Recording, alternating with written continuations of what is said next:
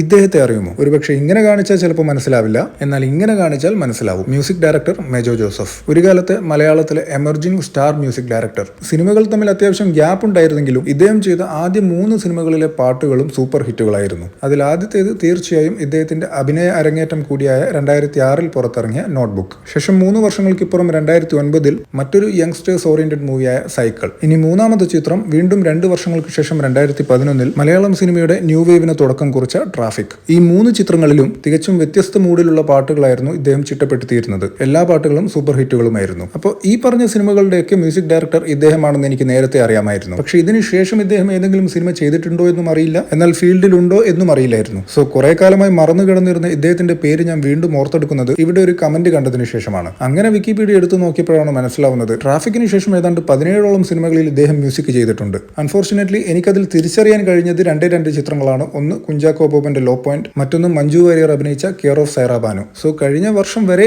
ഇദ്ദേഹം വിവിധ സിനിമകൾക്കായി മ്യൂസിക് ചെയ്തിട്ടുണ്ട്, എന്നാൽ അവയൊന്നും ശ്രദ്ധിക്കപ്പെട്ടതായിരുന്നില്ല എന്നത് ദൗർഭാഗ്യകരമായ കാര്യമാണ്. എനിവേസ്, ഇദ്ദേഹത്തിന്റെ ആദ്യത്തെ 3 സിനിമകൾ തന്നെ മതി ഇദ്ദേഹത്തെ ഓർത്തിരിക്കാൻ.